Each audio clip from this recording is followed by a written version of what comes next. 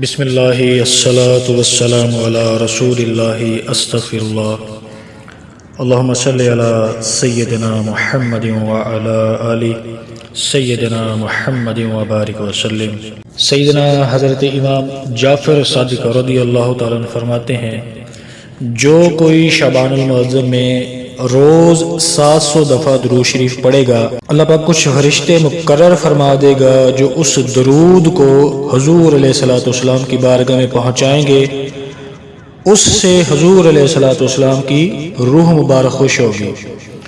پھر اللہ پاک ان فرشتوں کو حکم دے گا کہ جس نے یہ درود پاک پڑھا ہے اس درود پڑھنے والے کے لیے قیامت تک دعائے مغفرت کرتے رہو۔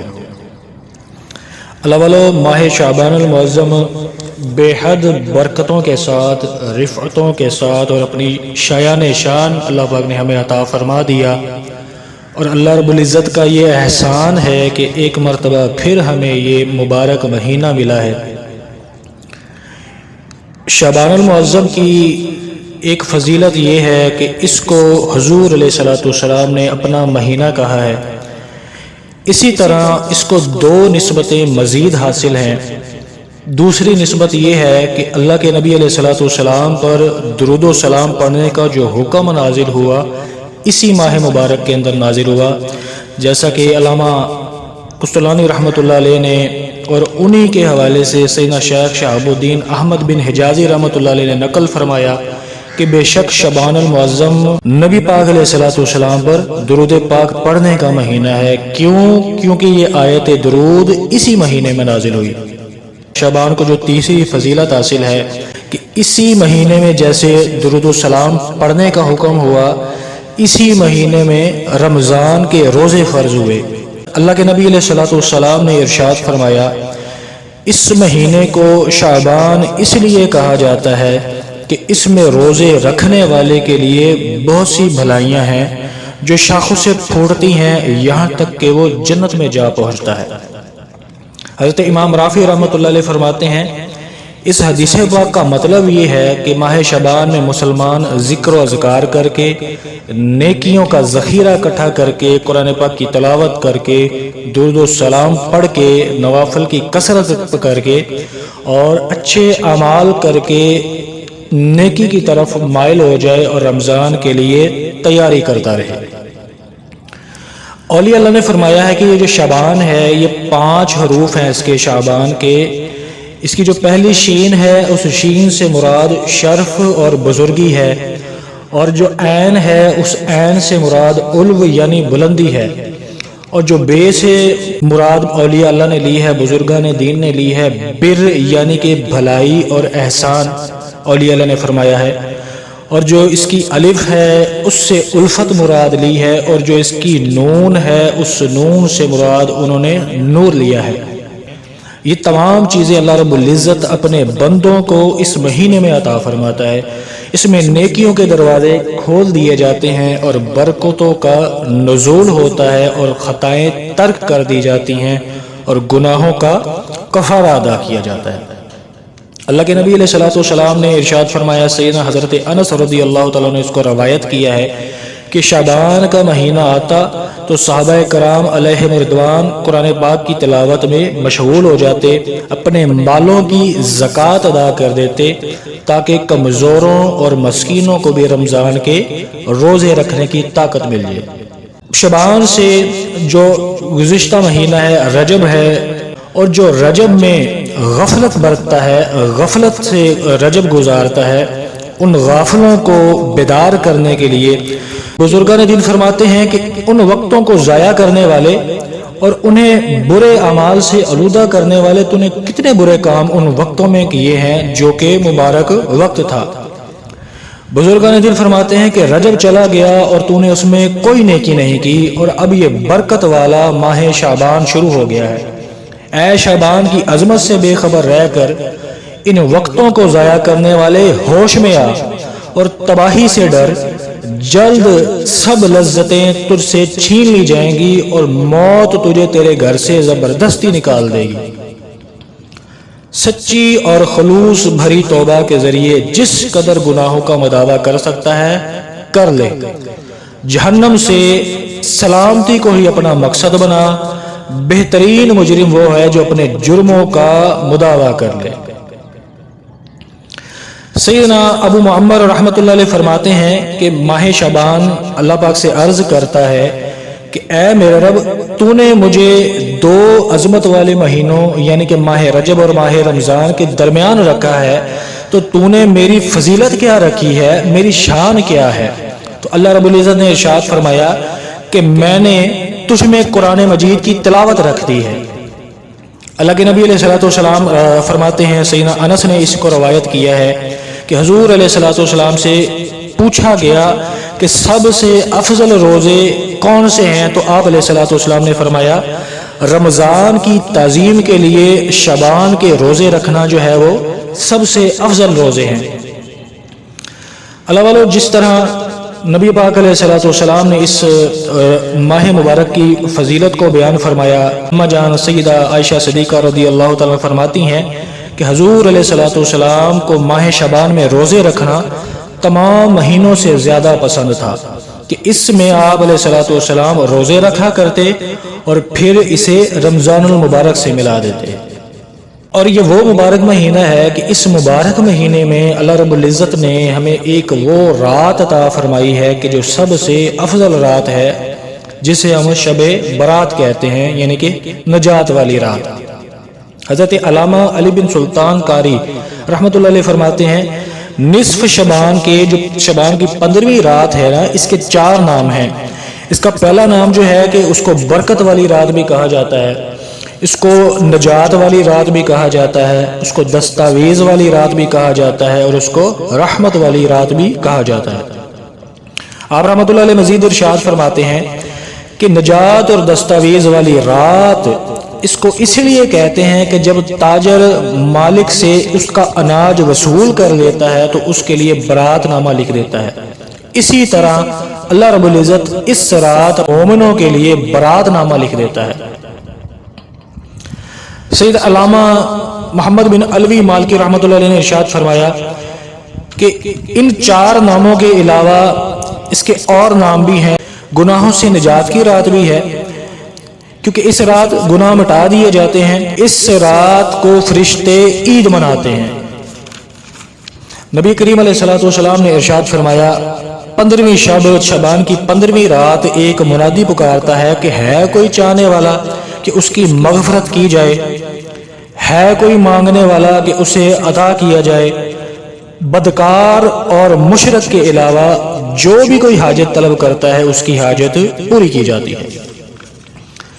اللہ کے نبی علیہ الصلوۃ والسلام نے ارشاد فرمایا، سیدنا حضرت ابی بن کعب رضی اللہ تعالیٰ نے اس کو روایت کیا ہے کہ میرے پاس سیدنا جبریل علیہ السلام شب برات میں حاضر ہوئے اور مجھ سے کہا کہ اٹھ کر نماز ادا فرمائیں اور اپنا سر اور ہاتھ مبارک آسمان کی طرف بلند کیجیے۔ تو حضور علیہ الصلوۃ والسلام نے ارشاد فرماتے کہ میں نے پوچھا جبریل یہ کون سی رات ہے، یہ کیسی رات ہے؟ جبریل علیہ السلام عرض کرتے ہیں کہ یا رسول اللہ صلی اللہ علیہ وسلم، یہ وہ رات ہے کہ جس میں آسمان اور رحمت کے 300 دروازے کھولے جاتے ہیں۔ اللہ پاک کے ساتھ شریک ٹھہرانے والوں، آپس میں بغض و کینہ رکھنے والوں، شرابیوں، بدکاروں کے علاوہ سب کی مغفرت کر دی جاتی ہے۔ ان لوگوں کی اس وقت تک مغفرت نہیں ہوگی جب تک کہ سچی توبہ نہ کر لیں۔ مزید فرماتے ہیں کہ شراب کا جو عادی ہے اس کے لیے رحمت کا ایک دروازہ کھولا جاتا ہے یہاں تک کہ وہ توبہ کر لے، اور جب وہ توبہ کر لیتا ہے پھر اس شرابی کی بھی مغفرت کر دی جاتی ہے۔ اسی طرح ایک دروازہ کینہ رکھنے والے کے لیے بھی رحمت کا کھولا جاتا ہے یہاں تک کہ وہ اپنے ساتھی یعنی کہ جس سے وہ کینہ رکھتا ہے اس سے کلام کر لے، پھر جب وہ اس سے کلام کر لیتا ہے تو اس کی بھی مغفرت کر دی جاتی ہے۔ اللہ کے نبی علیہ الصلوۃ والسلام نے ارشاد فرمایا کہ اے جبریل، اگر وہ اپنے ساتھی سے کلام نہ کرے یہاں تک کہ شب برات گزر جائے تو سیدنا جبریل علیہ السلام نے عرض کی یا رسول اللہ صلی اللہ علیہ وآلہ وسلم، اگر وہ اسی حالت پر برقرار رہا یہاں تک کہ اس کے سینے میں سانس اٹکنے لگ جائے، یعنی کہ نزع کا عالم طاری ہونے کے سبب جو سانس اٹکتا ہے وہ سانس اٹکنے لگ جائے، تب بھی اس کے لیے رحمت کا دروازہ کھلا رہتا ہے۔ پھر اگر وہ مرنے سے پہلے جو کینہ اس نے اپنے دل میں رکھا کسی کے لیے اس سے توبہ کر لیتا ہے تو اس کی توبہ بھی اللہ پاک قبول فرما لیتا ہے۔ پھر حضور علیہ الصلوۃ والسلام جنت البقیع کی طرف تشریف لے گئے اور سجدے میں جا کر دعا کی۔ اللہ رات کے چوتھے پہر سیدنا جبریل علیہ السلام حاضر ہوتے ہیں دوبارہ اور عرض کی یا رسول اللہ صلی اللہ علیہ وسلم اپنا سر آسمان کی طرف اٹھائیے۔ حضور علیہ الصلوۃ والسلام فرماتے ہیں کہ میں نے اپنا سر آسمان کی طرف اٹھایا تو دیکھا رحمت کے دروازے کھلے ہوئے ہیں، ہر دروازے پر ایک فرشتہ ندا دے رہا ہے، یعنی کہ صدا لگا رہا ہے۔ پہلے دروازے پہ ایک فرشتہ یوں پکارتا ہے کہ مبارک ہو اسے جو اس رات عبادت کرے۔ دوسرے دروازے پہ ایک فرشتہ صدا لگاتا ہے کہ مبارک ہو اسے جو اس رات میں سجدہ کرے۔ تیسرے دروازے پر بھی ایک فرشتہ ندا دیتا ہے کہ مبارک ہو اسے جو اس رات میں رکوع کرے۔ چوتھے دروازے پر ایک فرشتہ ندا کرتا ہے مبارک ہو اسے جو اس رات میں اپنے رب سے دعا مانگے۔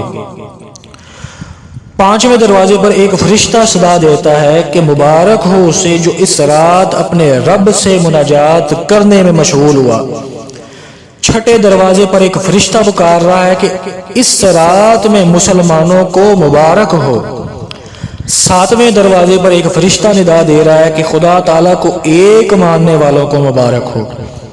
آٹھویں دروازے پر ایک فرشتہ پکار رہا ہے کہ ہے کوئی توبہ کرنے والا اس کی توبہ قبول کرے اللہ پاک۔ نویں دروازے پر بھی ایک فرشتہ صدا لگاتا ہے کہ ہے کوئی مغفرت طلب کرنے والا کہ اس کی مغفرت کر دی جائے۔ اور 10ویں دروازے پر ایک فرشتہ صدا دیتا ہے کہ ہے کوئی دعا کرنے والا کہ اللہ رب العزت اس کی دعا قبول فرما لے۔ پھر حضور علیہ الصلوۃ والسلام نے ارشاد فرمایا کہ اے جبرائیل رحمت کے یہ دروازے کب تک کھلے رہتے ہیں؟ جبریل علیہ السلام نے عرض کی یا رسول اللہ صلی اللہ علیہ وسلم رات کی ابتدا سے طلوع فجر تک۔ حضور علیہ الصلوۃ والسلام نے ارشاد فرمایا کہ اس رات بکریوں کے بالوں سے بھی زیادہ لوگوں کی بخشش کر دی جاتی ہے، ان کی مغفرت کی جاتی ہے۔ اسی رات لوگوں کے سال بھر کے اعمال آسمانوں کی جانب بلند کیے جاتے ہیں اور اسی رات رزق تقسیم ہوتا ہے۔ سیدنا حضرت قعب رحمۃ اللہ علیہ فرماتے ہیں شعبان کی 15ویں رات اللہ پاک سیدنا جبریل علیہ السلام کو جنت کی طرف روانہ کرتا ہے۔ وہ جنت کو آراستہ و پیراستہ ہونے کا حکم دیتے ہیں کہ یعنی کہ اس رات جنت کو سجایا جاتا ہے۔ سیدنا جبریل علیہ السلام فرماتے ہیں کہ اللہ پاک نے تیری اس رات میں آسمان کے ستاروں، دنیاوی دنوں اور راتوں، درختوں کے پتوں، پہاڑوں کے وزن اور ریت کے ذروں کے برابر لوگوں کو جہنم سے آزاد فرما دیا ہے۔ اما جان عائشہ صدیقہ رضی اللہ تعالیٰ فرماتی ہیں کہ نبی پاک صلی اللہ تعالیٰ علیہ وسلم نے ارشاد فرمایا کہ میرے پاس جبرائیل علیہ السلام آئے اور عرض کی یا رسول اللہ صلی اللہ علیہ وسلم یہ شعبان کی 15ویں رات ہے، اس میں اللہ جل شانہ جہنم سے اتنوں کو آزاد فرماتا ہے جتنے بنی کلب کی بکریوں کے بال ہیں۔ اب اللہ والو آگے یہ وعید بھی سنائی کہ اس رات میں جن لوگوں کی بخشش نہیں ہوتی وہ کون لوگ ہیں؟ پہلا کافر ہے، دوسرا عداوت رکھنے والا ہے، تیسرا رشتہ کاٹنے والا ہے، چوتھا کپڑا لٹکانے والا ہے اور والدین کی نافرمانی کرنے والا ہے، شراب کا عادی ہے۔ ان لوگوں پہ اللہ رب العزت رحمت کی نظر نہیں فرماتا۔ حضور علیہ الصلوۃ والسلام نے ارشاد فرمایا اللہ رب العزت شعبان کی 15ویں رات میں تمام زمین والوں کو بخش دیتا ہے سوائے مشرک اور عداوت والے کے۔ اللہ رب العزت سے دعا ہے اللہ پاک ہمیں اس شب سے پہلے ہمارے پاس وقت ہے، ابھی سچی توبہ کرنے کی توفیق عطا فرمائے، ہم سب سے اچھی ہجرت کر جائیں۔ اللہ کے نبی علیہ الصلوۃ والسلام سے پوچھا گیا یا رسول اللہ علیہ الصلوۃ والسلام سب سے اچھی ہجرت کون سی ہے؟ تو آپ صلی اللہ علیہ وسلم نے ارشاد فرمایا کہ سب سے اچھی ہجرت جو ہے وہ گناہوں سے نیکیوں کی طرف ہجرت کرنا جو ہے وہ سب سے اچھی ہجرت ہے۔ اللہ پاک ہمیں اس رات کے طفیل، اس ماہ مبارک کے طفیل جو ہے وہ سچی توبہ نصیب فرمائے اور اس توبہ پر استقامت عطا فرمائے۔ اللہم صلی علی سیدنا محمد وعلی آل سیدنا محمد وبارک وسلم.